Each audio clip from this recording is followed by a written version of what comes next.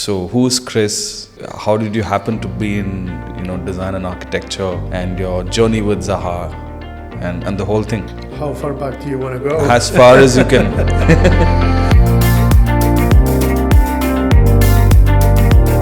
When I was about 3 years old, I became a refugee, and my family had to flee our home, like so many people and so many children today. And at that age, the loss of home is a pretty major event. But what I've also come to learn is that loss of something is also a window to something new.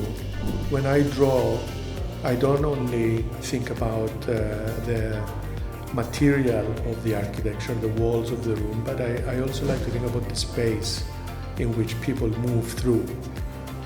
I like to see architecture as an organizer of human life. You think you've had more failures or equal amount of success, or vice versa in the whole process? I feel I have only failures. Okay. Yeah, I think life has been a journey of continuous failures.